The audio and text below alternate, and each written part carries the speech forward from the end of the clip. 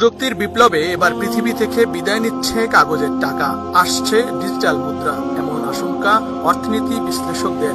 Digital মুদ্রা হচ্ছে সেসব মুদ্রা যা শুধু ভার্চুয়াল জগতে লেনদেন হয়, বাস্তবে যার কোনো অস্তিত্বই নেই। এ ধরনের ডিজিটাল মুদ্রা ক্রিপ্টোকারেন্সি নামেও পরিচিত। অর্থ সম্পদ যা আছে এগুলোকে কাগজের টাকায় রেখে দিবেন না, আমার নসিহত। হয়তো বুঝতে পারছেন না, মাথার উপর দিয়ে যাচ্ছে কথা, কিন্তু পরে বুঝবেন। টাকা পয়সা যা আছে এগুলোকে ব্যাংকে কাগজের টাকার মধ্যে রেখে দিবেন না, কারণ কাগজের টাকা সামনে আর থাকবে না।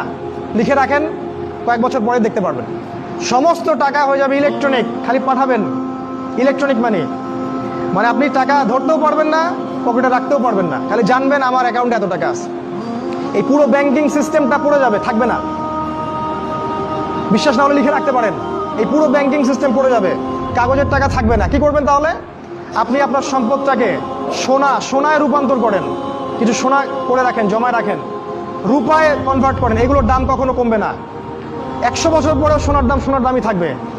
তো 10 বছর পর আপনার 10 লাখ টাকার মান 10 লাখ টাকা থাকবে না, দাম পড়ে যাবে, আপনি সম্পত্তি হারাবেন। এইভাবে তারা সারা বিশ্বকে লুট করছে, এই কাগজের টাকা দিয়ে তারা সারা বিশ্বকে লুট করছে। এটা বুঝবেন না, পরে বুঝবেন। আচ্ছা শুনে রাখেন, আর কি করতে পারেন? গবাদি পশু ব্যবসা ইনভেস্ট করেন। আরেকটা কাজ করতে